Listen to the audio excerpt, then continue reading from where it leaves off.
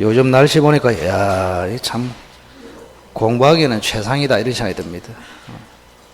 앞으로 이렇게 공부하기 좋은 계절은 오기가 힘들다. 가면 갈수록 여름이 오고, 여름 오면 더워서 좀 힘들고, 가을 오면은 찬바람 불어서 심내 안에서 힘들고, 시험 가까워지면 걱정이 돼서 힘들고, 시험 전날 되면 잠이 안 와서 힘들고, 당일날 가면은 쫄아서 힘들고, 시간 날 때 충분히 공부를 해 놓으시면은 굉장히 편합니다, 원래. 자, 오늘은 한번 봅시다. 이야, 우리 학원에도 이제 천재가 조금 나타나기 시작하네. 자, 406페이지 보시면 양괄이 이번에 연착된 성락 있죠? 연착. 그걸 한번 봅시다. 시험장에는 그래 가지 마라. 시험장에는 일찍 가가지고 딱 자리를 자기 거로 만들어야 돼. 제가 보기에는 시선 끌려고 느꼈던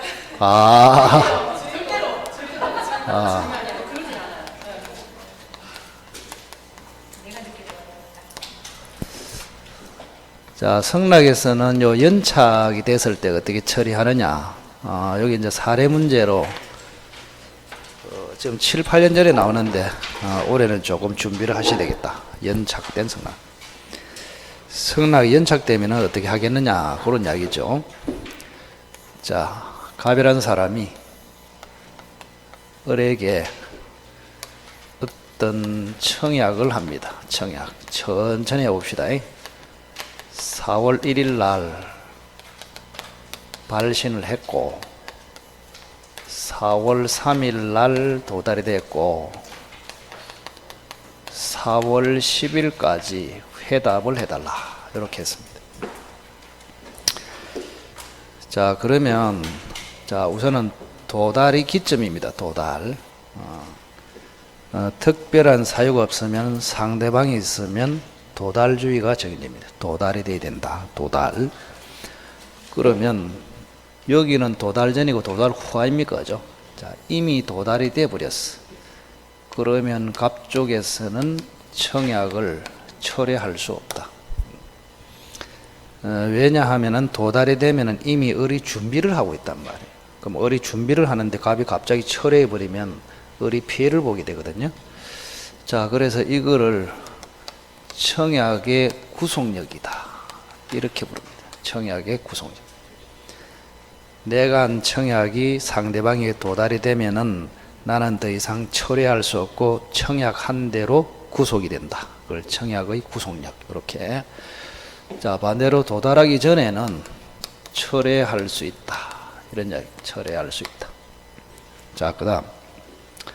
언제까지 성락을 하라고 했습니까? 4월 10일까지. 갑이 을에게 청약하면서 10일까지 회답을 달라. 이랬잖아요. 그죠? 그래서 4월 10일까지. 이거를 우리는 성락기간이라고 합니다. 을이 성락해야 할 기간. 성락기간. 그러면 이 성락기간은 다른 말로 뭐라 할까? 이런 이야기입니다. 성락기간. 자, 4월 10일이 지나버리면 을은 성락을 할 수 없어요. 그 4월 10일까지 성락이 돼야 합니다. 그죠? 4월 10일까지. 그럼 만약에 4월 10일이 넘어버리면 을이 성락을 해도 효력이 없어요. 그럼 계약은 성립이다, 불성립이다? 불성립. 그럼 계약이 불성립되면 청약이 죽어버립니다. 그래서 결국에는 성락기간은 청약이 살아있는 기간하고 똑같은 말이에요. 이거 하려고 하고 있다. 자, 한번 읽어보실까요? 청약의 존속기간. 자, 4월 10일은 을 쪽에서 보면은 성락할 수 있는 기간이기도 하지만 갑의 입장에서는 청약이 살아있는 기간입니다. 그 넘어버리면 계약이 불성립되기 때문에 청약도 소멸해 버립니다. 아시겠죠? 예, 그걸 기억하시고. 자, 그 다음 을 쪽에서 이제 성락을 합니다. 갑에게. 갑의 청약에 따라서 을이 승낙을 하겠다. 그럼 을은 4월 4일 날 승낙을 발신했단 말이에요. 4월 4일 날. 제가 4월 1일, 4월 3일, 4월 4일 이랬으니까 학생들이 제 시킨 대로 해야 되는데 자기 임의로 숫자를 떡 지어가지고 여기를 4월 1일 1이 적는 사람도 있다. 여기가 4월 1일이 가능합니까? 논리적으로? 돌았잖아요. 청약이 도달돼야 그 다음에 승낙을 할 거 아닙니까? 논리적으로, 그죠? 그 숫자가 다 의미가 있다, 이 말이야. 아무 때나 하는 게 아니고. 자, 그런데 4월 11일 날 승낙이 도달이 됐습니다. 이걸 뭐라 한다고? 연착. 승낙 연착된 거 맞죠? 연착입니다. 연착. 그럼 연착이 됐을 때 어떻게 처리하겠냐? 이게 이제 중요하다고. 연착이 됐을 때.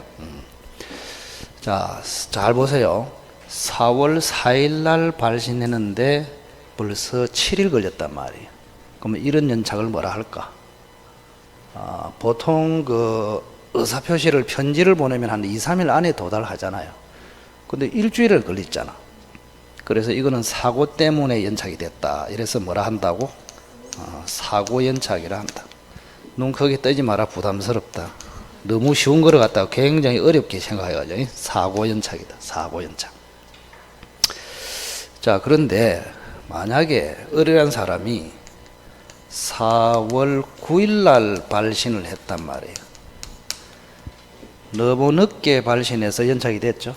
이거를 우리는 보통 연착이라 합니다. 뭐라고? 보통 연착. 이렇게. 자, 그러면 보통 연착일 때는 자, 을에게 잘못이 있습니까? 없습니까? 천천히. 잘못이 있죠. 그죠? 을이 너무 늦게 발신해서 지금 연착이 된 거 아닙니까? 그래서 이때는 을을 보호할 필요가 없단 말이에요. 보호할 필요가 없다. 그래서 이때는 계약은 불성립으로 끝납니다. 끝나버려. 이렇게. 자, 그 다음 사고 연착 볼까요? 자, 4월 4일 날 발신했는데 사고 때문에 연착이 됐다. 사고 연착. 그럼 사고 연착일 때는 을에게 잘못이 있나요? 없죠. 사고 때문에 연착이 된 거 아닙니까? 그럼 이때는 당연히 을을 보호해야 됩니다. 을을 보호해야 된다. 이렇게. 그럼 을을 어떻게 보호하느냐? 갑한테 의무를 줍니다. 갑한테. 그럼 갑의 입장에서 딱 쳐다보세요. 자기가 11일 날 지금 받았는데 4월 4일 날 발신으로 찍혀 있단 말이에요. 그럼 갑은 예상이 가능하잖아요. 사고 때문에 연착이 됐다. 자, 을이라는 사람은 제때 연착이 안 된 것으로 생각을 하겠다. 이런 이야기 아닙니까? 그죠? 그럼 갑이 신속하게 을한테 사고 때문에 연착이 된 것 같다. 이렇게 막 연락을 해주란 말이에요. 연락. 이거를 뭐라 할까요? 연착 통지 의무다. 이렇게 합니다. 연착 통지 의무. 연착 통지.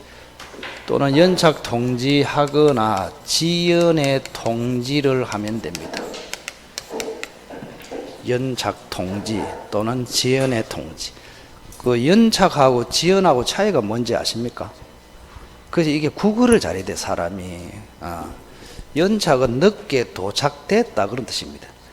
4월 1일 날 도착됐다 이걸 알리는 것을 연착이라 하고, 지연의 통지는 4월 10일이 되는데 아직까지 안 오고 있네 이렇게 알리는 것을 뭐요? 지연의 통지. 버스가 지연됐다, 지연되고 있습니다 이렇게 방송에 나오잖아요. 그러면 아직 도착이 됐다 안 됐다? 안 됐어요. 이미 도착된 경우는 연착이다 표현하고, 좀 늦을 것 같다, 아직 도착은 안 됐는데 그걸 뭐라고? 지연. 그래서 연착이 됐다는 것을 알려주거나 지연의 통지를 해야 할 의무가 생깁니다. 이렇게. 여러분이 갑의 입장이라도 상식과 똑같잖아요. 그 편지를 받아보니까 4월 4일 날 찍혀 있어. 근데 연착이 돼서 나는 이미 다른 사람한테 또 청약을 해버렸어. 을다시한테 이렇게. 연착이 돼가지고 을하고는 끝났다 생각하고 갑이 뭐 했다고? 다른 사람하고 지금 거래를 하려고 청약을 해버렸단 말이에요. 연착이 돼서. 그럼 을은 지금 사고 때문에 연착이 된 줄 모르고 있잖아요. 그럼 을도 준비를 하고 있을 거 아닙니까? 갑은 이미 다른 사람한테 거래하려고 했는데, 그래서 갑이라는 사람은 빨리 연락을 해주란 말이에요. 사고 때문에 연착이 됐다. 그 준비하지 마라. 나는 딴 사람하고 계약할란다. 이런 식으로 연락을 해주라고, 그죠? 그리고 연락을 해줘야 되는데, 두 가지가 있겠죠. 통지를 해줬다. 그러면 갑이 할 일을 다 했잖아요. 이때는 역시 계약은 불성립으로 끝납니다. 이렇게. 근데 통지를 해야 되는데 통지를 하라고 했는데 갑이 안 해버렸어. 그냥 방치를 해버렸습니다. 이런 경우에는 법적으로 연착이 안 된 것으로 간주를 해줍니다. 뭐를 간주해 준다고? 연착이 안 된 것으로. 그러면 연착이 안 된 것으로 간주하면은 계약은 성립이다, 불성립이다. 성립. 격지자기 때문에 언제 성립할까요? 성락의 발신시 4월 4일 날 성립한다. 정답은 항상 여기에 나온다. 그래서 앞으로 이런 사례 문제가 나오면 답은 뭐라고? 성락의 발신시. 이게 답입니다. 답을 가르쳐 주고 있다. 답 지금. 옛날에 7년 전에 제가 이게 나올 것 같아서 마지막 10월달에 특강에서 요거를 이야기했거든. 근데 너무 늦게 이야기를 학생이 못 알아먹어. 무슨 말인지. 마음은 급하고. 그래서 공부 안 된 사람은 끝에 가서 강의를 해도 안 먹힙니다. 긴장이 돼가지고 머리에 안 들어가. 그래서 그때는 그냥 외우라 그랬습니다. 혹시 뭐 연착이라는 단어가 나오면 무조건 성락의 발신, 요게 답이다. 그대로 나왔단 말이에요. 그대로 나왔는데 저는 4월 4일로 가르치는데 거기는 4월 6일인가 이렇게 돼 있어. 근데 4월 4일 찾다가 틀린 사람도 있긴 있다. 하늘이 버린 사람이죠, 그죠? 4월 4일 찾아라 그게 아니고 성락의 발신시 그게 답이라고. 환장합니다, 환장해, 그죠? 그런 백성을 이끌고 가는 나도 좀 이해를 해주라. 그걸 잡은. 자, 다시 한번 해봅시다. 자, 보통 연착하고 사고 연착하고 뭐가 시험 나온다? 그럼 통지 한 게 나온다, 안 한 게 나온다? 안 한 게. 계약 성립한다, 안 한다? 한다. 격지자기 때문에 언제? 성락의 발신시. 요렇게 밖에 출제를 못 한다고. 이래 가르치는데 못하면 뭘 해라고 지금 골치 아프다, 그죠? 보통 연착 안 나와. 사고 연착이 나와. 통지한 건 안 나와. 불성립으로 가는 건 안 나온단 말이야. 통지 안 한 게 나와. 그러면 연착이 안 된 것으로 간주. 그때는 계약 성립. 격지자기 때문에 뭐 발신시, 성락의 발신시에 성립한다. 그렇게. 자, 뒤로 넘겨 봅시다. 408PC 계약 체결상의 과실책임. 계약 체결상 535조. 제목을 좀 잘 보시기 바랍니다. 계약상이 아니에요. 핵심이 요겁니다. 요거. 계약 체결상에 과실이 있다면 책임을 지시오. 계약 체결상의 과실 책임. 자, 핵심이 계약상이다, 체결상이다. 체결상 이렇게. 자, 우선 갑이라는 사람이 집을 한 채 가지고 있는데 을한테 지금 1억으로 매매를 합니다. 3월 1일 날. 그럼 을이라는 사람은 소유권 이전하라 요구를 하는 채권자. 갑은 소유권 이전해야 할 채무자입니다. 우리 보통 매매에서는 매도인, 매수인 이리 부르잖아요. 그러면 답이 안 보입니다. 지금 우리 매매 공부한다. 계약 총론하고 있다. 총론하고 있어, 총론. 총론에서는 무조건 채권자와 채무자를 이렇게 써야 됩니다. 그래야 답이 보인다. 자, 매매를 기점으로 해서 집이 홀라당 불타버렸네. 이렇게. 자, 집이 불타버리면 소유권 이전이 불가능하죠. 이거를 이행불능이라 합니다. 이행불능. 근데 매매 전에 불능이면은 뭐라고? 원시적. 매매 후에 불능이면은 후발적. 그럼 여기는 매매 전이단 말이에요. 원시적. 정확하게는 전부 불능이 돼야 합니다. 자, 한번 읽어 보실까요? 원시적 전부 불능. 집이 전소했다 그런 뜻입니다. 원시적 전부. 그러면 집이 불타버리 매매 전에 불탔으니까 매매할 당시에 집이 있나요 없나요? 없죠. 집도 없는데 매매했잖아, 그죠? 그 집이 이미 불타고 없는데 방 따뜻하지. 뭐 아래모는 괜찮고 벽지도 괜찮고 지금 이래 하고 있잖아요. 황당하잖아요, 그죠? 그래서 매매 대상 자체가 없어졌기 때문에 요 매매는 무효로 갑니다. 이렇게 무효. 자, 매매가 무효면 소유권 이전해야 된다 할 필요 없다 할 필요 없다. 대금 지급해야 된다 할 필요 없다 할 필요 없다. 그래서 계약이 무효이기 때문에 계약상의 책임은 없습니다. 뭐가 없다고? 계약상의 책임. 그런데 갑하고 을 사이에 계약을 체결하는 과정에서 갑에게 잘못이 있었다면 잘못. 갑에게 잘못이 있고 을에게는 잘못이 없어요. 큰 틀에서 자꾸 봐야 된단 말이에요. 잘못이 없어. 그럼 이 사람에게는 뭐가 잘못이 있냐? 불탄 줄 알았단 말이에요. 자, 알았으면 매매해야 된다 안 해야 된다? 안 해야지. 그런데 이 사람은 불탄 줄 알았거나 또는 조금만 신경 썼으면 알 수 있었다 이 말이에요. 그럼 매매를 하지 말아야 되잖아요. 근데 을이라는 사람은 불탄 줄 몰라. 몰랐고 모르는데 잘못이 없어. 이렇게 선의무과실이야.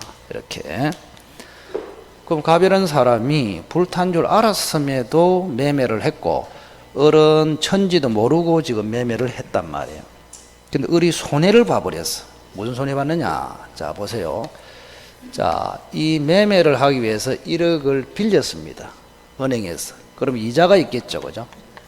이자가 200만 원 지금 나왔단 말이에요. 그러면 이 이자는 을이 손해본 거 아닙니까? 맞죠? 그럼 을은 누구 때문에 손해봤어요? 갑 때문에.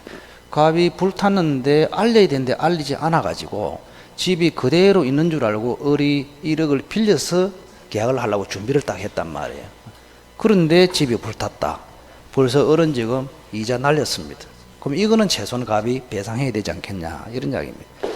그래서 이런 경우에 갑은 을에게 손해배상 책임을 진다 이런 이야기입니다. 손해배상 책임. 자, 배상 책임의 내용이 뭐냐? 실내이익을 배상하는 것을 원칙으로 하고 이행이익을 한도로 배상한다. 이렇게 돼 있어요. 요 무슨 말인지를 알아야 됩니다. 자, 실내이익은 무슨 말이냐?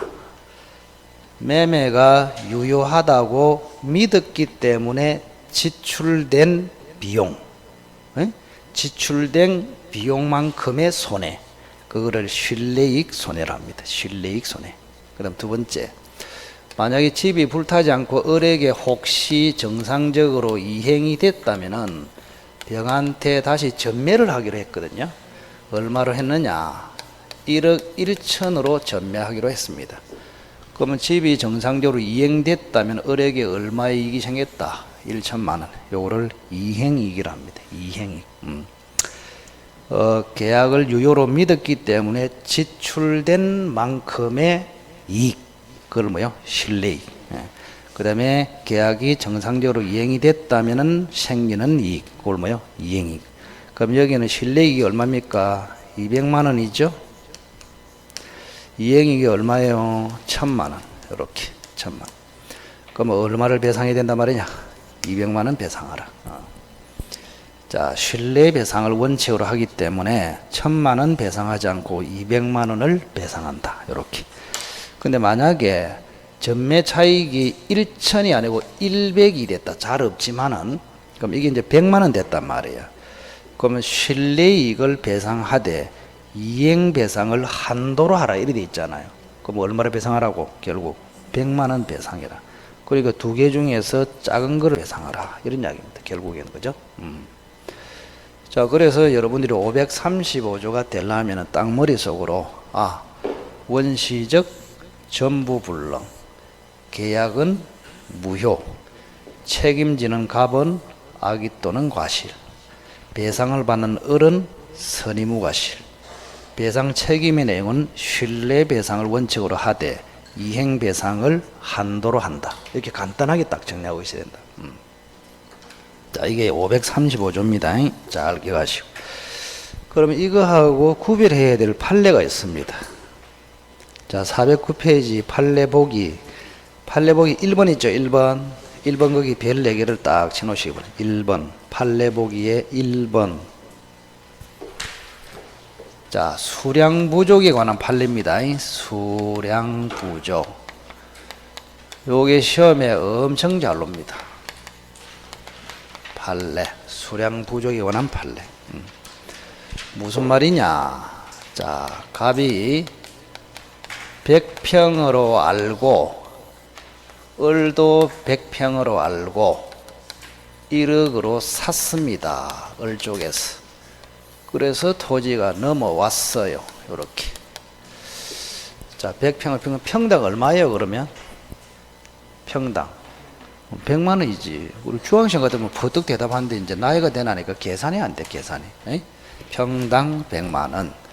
자, 을이 청량을 해보니까, 청량을 해보니까 90평이더라. 자, 여러분들 눈에 띄게 시작해. 이걸 뭐란다? 수량 부족. 자, 그러면 이 을은 1억을 이미 지급했다 칩시다. 그럼 잘못 지급한 거 아닙니까? 맞죠? 평당 100만 원 해가지고 1억을 계산하는데 청량하니까 몇 평이더라? 90평. 그거 얼마 돌려받아야 됩니까? 또 계산 안 되나? 평당 100만 원, 그죠? 10평 값을 돌려받아야 되잖아. 1000만 원, 그죠? 그래서 을이라는 사람은 갑에게 1000만 원 돌려주세요. 이렇게 해야 된단 말이야. 1000만 원 반환 청구. 또는 아직까지 1억을 안 줬다면은 1000만 원 깎아주세요. 대금 감액 청구. 이렇게 할 수 있단 말이에요. 그럼 을이 이제 소송을 했거든요.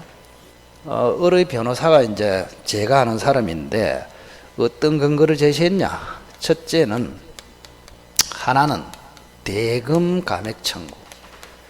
변호사 해가지고 먹고 살려면은 근거를 잘 잡아야 됩니다. 그래야 소송에서 이겨요. 대금 감액 청구. 즉 담보 책임상의 대금 감액 청구로서 1000만 원 반환. 이렇게 했습니다. 그 다음 두 번째. 자, 지금 100평으로 알고 샀는데 10평이 부족해요. 그러면 10평이 부족하면은 그 10평 부분에 매매가 무효다 생각하고 1000만 원은 갑이 부당이득했다. 이렇게 보는 것입니다. 뭐를 했다고 본다고? 부당이득 반환 청구로서 1000만 원 내라. 이랬단 말이에요. 세 번째. 535조. 계약 체결상의 과실 책임으로 청구했다. 이 세 가지를 딱 제시를 했습니다. 자, 을의 변호사가 갑한테 소송하면서 1000만 원 돌려받기 위해서 근거를 몇 개 제시했다고? 세 가지. 그럼 대법관들이 딱 보니까, 그죠? 우선은 대법관이 묻고 싶어 합니다. 주로 을. 네 연수원에서 몇 등 했노? 이렇게 하고 싶단 말이에요. 예. 왜 그러냐 하면은 지금 100% 그런 건 아닌데 한 300명이 예를 들어서 합격했다 치면은 그 중에서 100등 안에 들어야 판사할 수 있고 200등 안에 들면 검사할 수 있고 나머지는 전부 변호사야 됩니다. 그런 식으로 돼 있단 말이야. 그래서 판사가 제일 엘리트야. 판사가, 그죠? 그래서 자기들 세계에서는 판사가 검사를 굉장히 무시합니다. 검사는 변호사를 굉장히 무시하고. 그럼 대법관들은 판사 중에서도 가장 최고의 법관이 대법관 아닙니까? 그 대법관이 어리부리한 소리 하면 니 몇 등 했노? 이래 묻고 싶어 한다니까, 그죠? 예, 불러갖고. 자, 그래서 을의 변호사가 이제 이 세 가지를 딱 제끼니까 대법관들이 딱 보고, 요거만 받아줄게. 요거는 안 된다. 이랬습니다. 그럼 우리는 딱 왜 그럴까를 알아야 돼, 왜? 예? 그럼 이거를 시험 문제 내가지고 이런 경우에 을의 선택으로 옳은 것을 골라라. 그러면 1번 요거를 선택해야 된다고. 오케이? 그럼 이 차이가 뭐냐? 담보 책임은 계약이 유효일 때만 가능합니다. 자, 그러나 부당이득 반환 청구하고 535조는 요 535조 전에 봤잖아요. 요거는 계약이 무효일 때를 전제로 합니다. 뭐라고? 무효. 자, 그러면 하나 물어봅시다. 100평 중에서 10평이 부족하잖아요. 그럼 부족하다고 해서 매매가 무효입니까? 아니잖아요, 상식적으로. 그래서 매매는 유효기 때문에 유효를 전제로 하는 요것만 인정했고, 무효를 전제로 하는 이거는 근거로 인정하지 않은 그런 판례다. 오케이? 그 이야기입니다. 자, 그 다음 뒤로 계약교섭의 부당 파기. 자, 제목을 정확하게 한번 읽어보세요.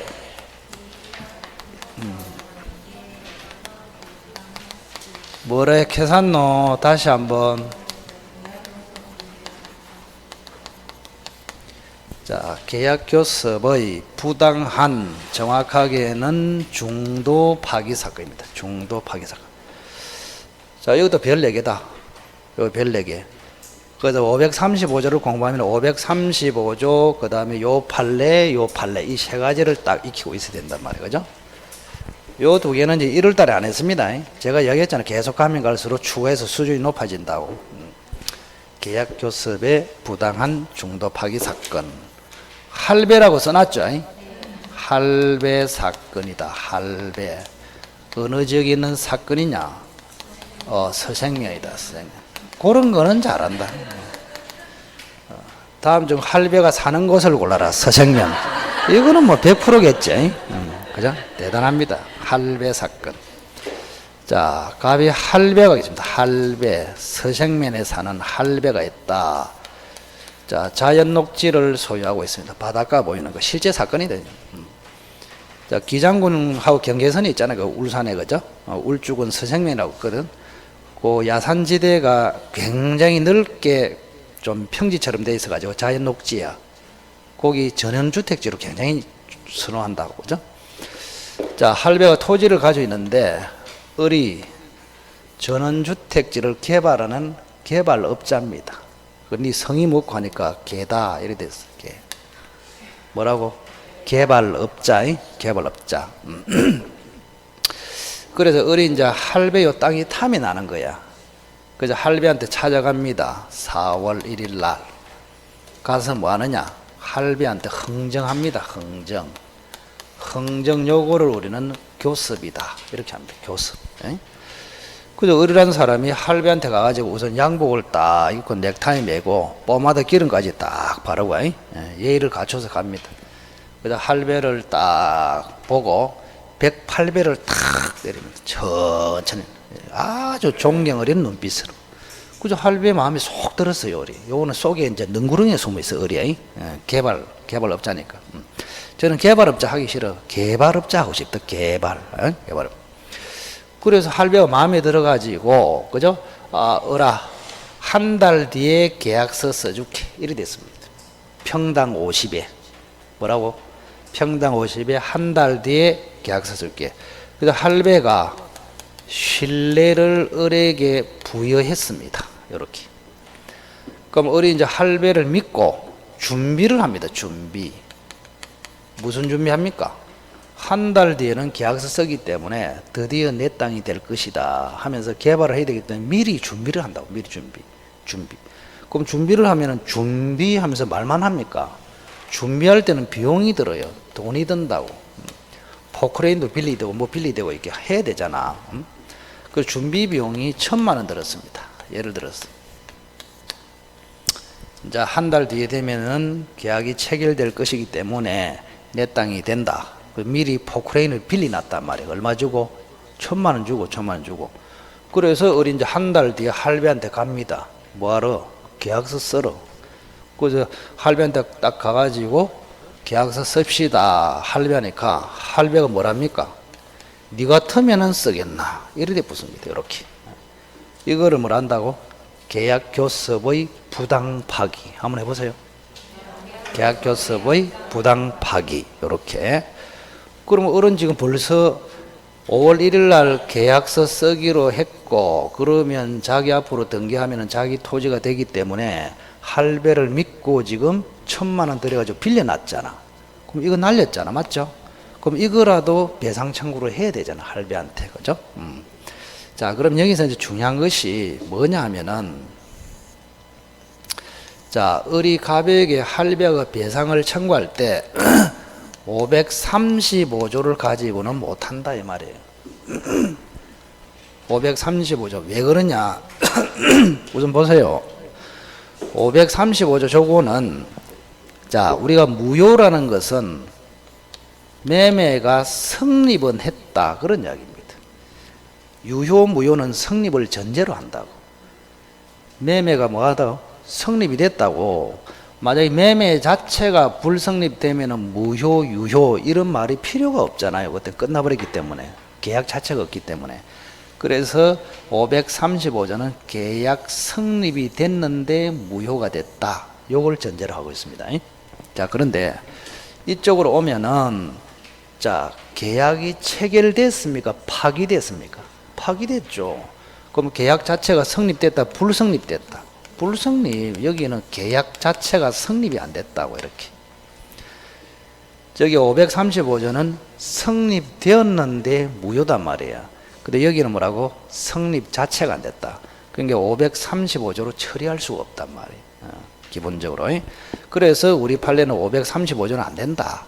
750조로 처리하라. 이게 판례예요. 750조. 그럼 750조가 뭔가요? 750조가 불법행위입니다. 불법행위. 뭐라고?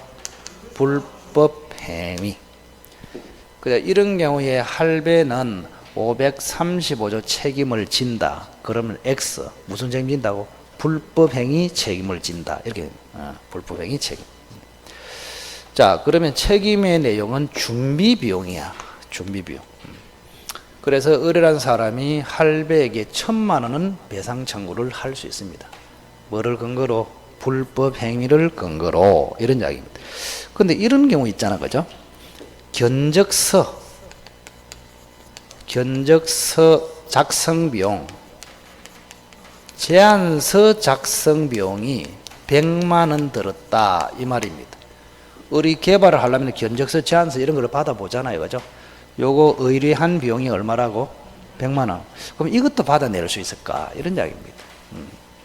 포크레인 빌린 거 요거는 받아낼 수 있는데 할배한테 요거까지 받을 수 있냐? 이거는 안 된다는 것이 판례입니다. 왜? 요거는 계약 체결이 좌절되더라도 어쩔 수 없이 지출돼야 하는 비용이기 때문에 요거는 배상 범위에서 제외됩니다. 이렇게. 준비 비용만 배상을 청구할 수 있고 견적서, 제안서 작성 비용은 배상에서 뭐라고? 제외. 그 다음 두 번째.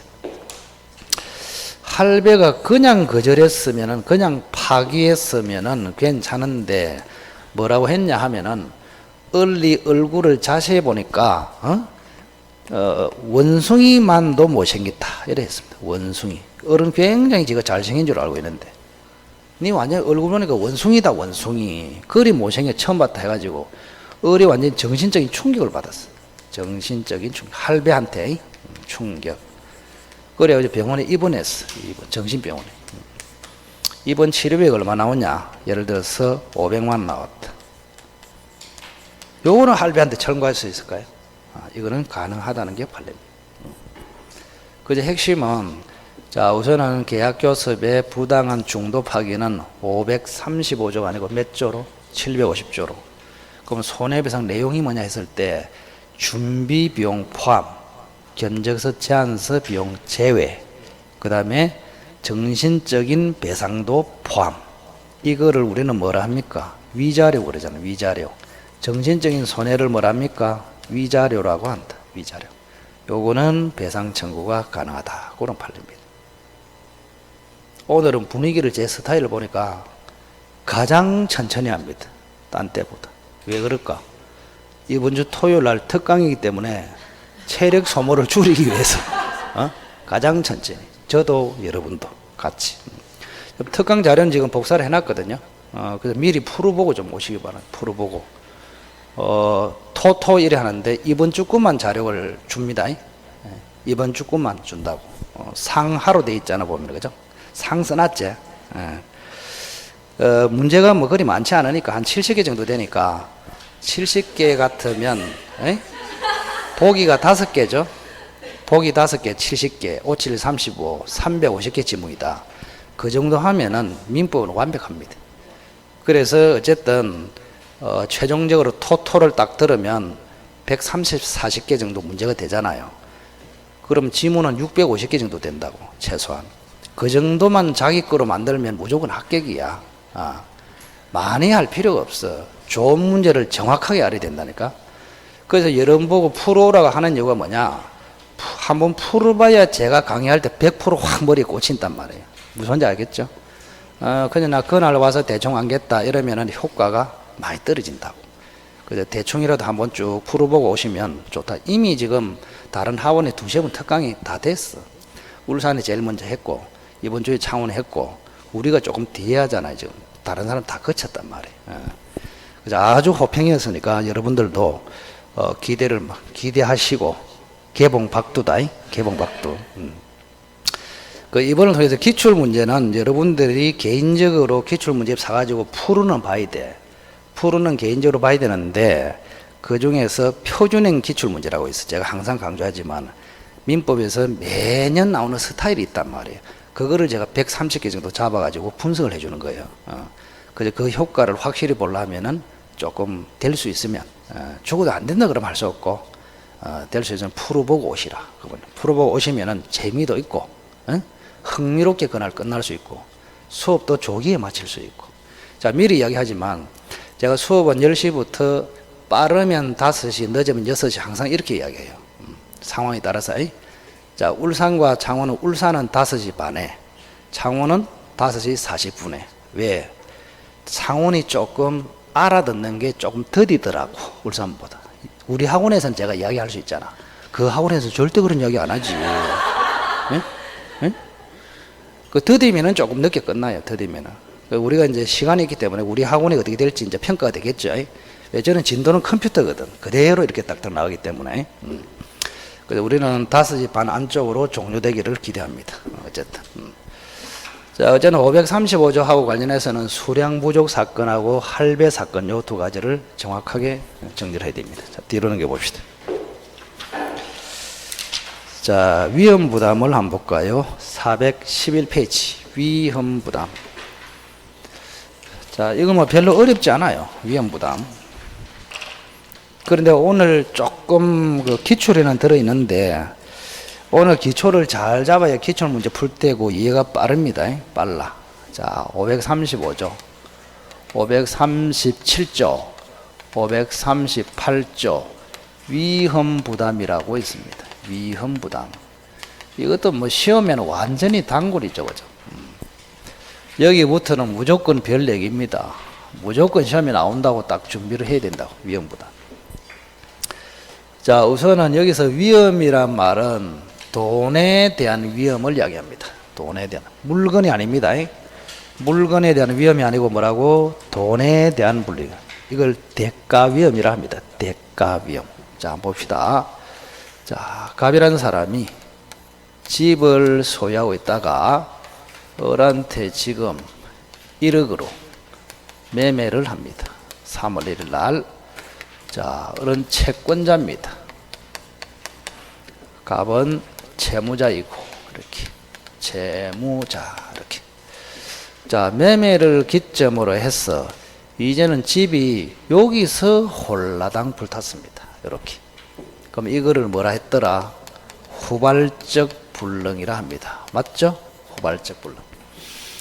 그럼 저기는 원시적, 여기는 후발적. 저기는 매매 전에 전소, 여기는 매매 후에 전소. 그럼 여기는 매매 후에 전소됐으므로 매매 당시에는 있었죠. 있는 집을 매매했잖아요. 그래서 이때 매매는 무조건 유효입니다. 무조건 유효. 자, 결론은 원시적 불능은 무효, 후발적 불능은 유효. 요렇게.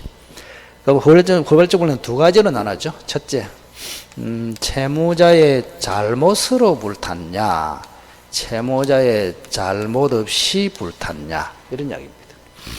자, 어느 경우에 갑이 책임지나요? 잘못 있을 때. 그래서 이 경우에는 갑이 채무를 제대로 이행하지 않은 책임을 집니다. 이행하지 않은. 한번 읽어보세요.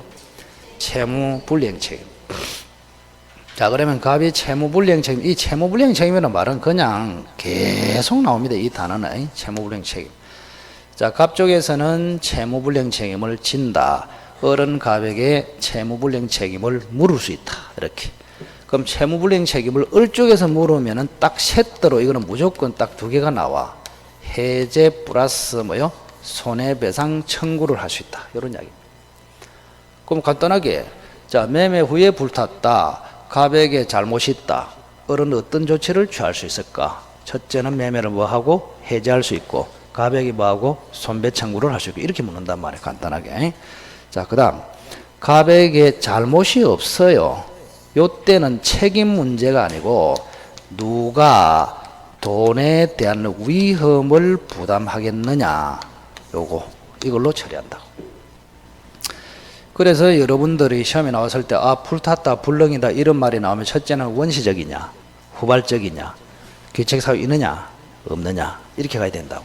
없으면 뭐로 처리한다? 위험부담. 자, 그럼 갑에게 귀책사유가 없는 것은 다시 두 가지로 나눠야 되겠죠. 을에게도 귀책사유가 없다 이렇게. 근데 을에게는 귀책사유가 있다. 또 비슷한 게 을이 지금 수령지체 중에 불탔다 이렇게 나오는 것이 두 가지가 있다. 자, 갑에게는 귀책사유가 없고 이렇게. 자, 그러면 이거를 잘 보세요. 자, 갑의 귀책사유가 없으니까 갑의 소유권 이전 채무는 소멸합니다. 소유권 이전 해야 된다 할 필요 없다? 할 필요 없어요. 그럼 을은 어떨까요? 자, 을에게도 잘못이 없죠? 그럼 갑에게도 잘못이 없고 을에게도 잘못이 없다면 그죠? 천재지변으로 불탔다 이렇게 생각하시라고. 그럼 을은 1억을 줘야 할까요? 을도 안 줘도 될까요? 안 줘도 되지. 그래서 을의 채무도 소멸한다 이게 맞잖아요. 먼저 갑은 지금 소유권 이전 채무가 소멸해서 집을 새로 지어서 줄 필요가 없잖아. 근데 을 보고 1억을 주라 이러면 공평하지 않잖아요. 여러분이 을이라면 대번에 부엌으로 뛰어갑니다. 1억 주라면 뭐하러? 칼 찾아러 열받아갖고 그죠? 그래도 갑이 하는 짓이 을한테 집을 갖다 주러 갑니다. 무슨 집을? 재 있잖아. 불타고 난 재를 가만히 넣어가지고 을한테 갑니다. 을아 집 여기 있다 1억 내라. 을은 즉시 폭행하기 시작합니다. 열받아갖고. 우리가 상식적으로 봐도 그죠? 갑의 소유권 이전 채무도 소멸하고 을의 대금 지급 채무도 소멸하고 이게 맞잖아요. 그러면 갑은 을에게 1억을 청구할 수 있습니까? 없습니까? 없죠. 이렇게. 을에게 대금 지급 채무가 소멸했기 때문에 1억을 청구할 수 없다고. 그럼 1억을 청구할 수 없기 때문에 돈에 대한 위험은 갑이 부담합니다. 갑을 뭐라 한다고? 채무자. 그래서 이거를 우리는 채무자 위험 부담주의다 이렇게 부른다고. 말만 이렇지 쉽잖아요. 그 상식하고 비슷한데. 자, 양쪽에 귀책 사유가 없으면 양 채무가 소멸. 따라서 갑은 을에게 반대급부 즉 대금 지급 청구를 못하니까 대금에 대한 위험은 갑 채무자가 부담한다. 이렇게. 자, 그다음 을의 잘못으로 불탔거나 을이 미적거리다가 불타버렸어요. 그러면 을은 대금 지급 채무가 존속합니다. 이렇게. 소멸한다, 존속이다, 존속. 그럼 존속하면은 갑은 을에게 대금을 청구할 수 있다, 없다? 있다. 이래 되잖아요. 그럼 돈은 을이 줘야 되니까 돈에 대한 위험은 을이 부담하잖아요. 을은 누구다? 채권자. 이거를 채권자 위험 부담주의다 이렇게 부르는. 이리 쉬운 게 어디 있노? 간단하게. 근데 굉장히 쉬운데 이거를 신속하게 답을 낼 줄 알아야 된다고. 신속하게. 자, 그럼 하나 응용을 좀 해볼까? 자, 을이 이미 문소리고 계약금을 지급했습니다. 자, 그럼 양쪽에 귀책 사유 없이 불탔습니다. 귀책 사유 천재지변으로 불탔다고? 그럼 1,000만 원은 어떻게 처리할까요? 1,000만 원. 뭐 결론은 상식적으로 봐도 갑은 1,000만 원 돌려줘야 된다 이거 아닙니까? 돌려줘야 되는데 그냥 상식으로 1,000만 원 돌려줘야 된다 이리 하면은 시험장에 가면 틀릴 가능성이 많다고. 왜? 시험은 법적으로 표현을 해서 나온단 말이에요. 이렇게. 자, 그럼 이거 보세요. 양쪽에 귀책 사유가 없으면 갑은 을에게 대금을 청구할 수 없죠? 그러면 요거는 대금의 일부란 말이야. 그럼 갑이 을에게 대금을 청구할 수 없으면 대금의 일부를 가지면 됩니까? 안 됩니까? 안 되죠. 그래서 요 1,000만 원은 부당이득이 된다고. 따라서 부당이득은 갑 지어야 된다, 돌려줘야 된다, 돌려줘야 된다. 그걸 부당이득 반환. 그래서 을은 부당이득 반환으로 1,000만 원 반환 청구해서 찾아올 수 있다. 이래 되는 것이에요. 오케이? 그렇게 되고. 자, 그다음 하나만 더 물어볼까? 잘 알아듣는 것 같다, 느낌이. 자, 이제 채권자한테 지금 귀책 사유가 있습니다. 그럼 채권자한테 귀책 사유가 있으면 갑은 을에게 1억을 청구할 수 있잖아요. 그런데 이 집이 불타고 생긴 게 뭐가 있느냐? 골재가 남아있다. 골재. 골재가 1,000만 원치 남아있다. 이렇게. 또 집이 불타버렸으니까 양도세를 줘야 됩니까? 안 내도 됩니까? 안 내도 되지. 그러면 양도세가 얼마냐? 1,000만 원. 1,000만 원 내야 할 거를 안 내고 있단 말이야. 그럼 갑에게 어떤 이익이 생겼습니까? 집이 불타고 대신 생긴 게 뭐요? 골재 1,000만 원치 하고 면제받은 양도세 1,000만 원 하고 2,000만 원 이득이 생겨버렸잖아요. 갑에게. 그러면 갑은 을에게 1억도 청구하고 2,000만 원도 지하고 그럼 배 터지잖아. 이 사람은. 이득이 너무 크잖아. 그래서 을의 귀책 사유가 있을 때 갑이 을에게 1억을 청구할 수 있는 것을 전제로 갑의 채무가 면함으로써 생긴 이익이라고 합니다. 이거는 을에게 돌려줘야 된다고. 이렇게. 의리하게 듣지 마라. 그래서 여기서 응용되는 게 계약금 1,000만 원 어떻게 처리하느냐. 집 불타고 남은 골재 요 양도세만큼은 어떻게 처리하냐. 이 두 개를 같이 알아야 된다고. 자, 다시 한번. 양쪽에 귀책 사유가 없어. 양쪽에. 그러면 양채무가 소멸이야. 그럼 갑은 을에게 1억을 청구할 수 없어. 1억을 청구할 수 없는데 1억의 일부를 받은 것은 부당이득이야. 따라서 갑은 돌려줘야 해. 됐죠? 그 다음 을에게 잘못이 있어. 그러면 갑은 을에게 1억을 청구할 수 있어. 1억 받아낼 수 있다고. 그런데 1억을 받을 수 있음에도 불구하고 갑의 집이 불탐으로써 생긴 이득이 있단 말이야. 자녀 골재가 얼마? 1,000만 원. 또 양도세 면제 부분이 얼마? 1,000만 원. 요 이득을 취득했단 말이야. 그럼 1억도 먹고 요것도 먹고 하면 갑에게 이득이 너무 크단 말이야. 대신에 1억은 청구하는 대신에 요거는 뭐 해라고? 을에게 반환해라. 이렇게 돼 있습니다. 우리 법을 보면. 이 두 개를 추가해라. 그런 뜻입니다. 그 자꾸 천천히 생각하면 별로 어렵지 않습니다. 왜 어려우냐? 여러분이 어렵다고 자꾸 노력을 합니다. 어려워. 와, 이거 저거 어떻게 했고. 이래 하니까 어렵다니까. 별거 아니다 생각해보라. 별거 아니라고. 자, 됐습니다. 좀 쉬었다가 동시행 항변구도로 넘어가겠습니다. 415페이지.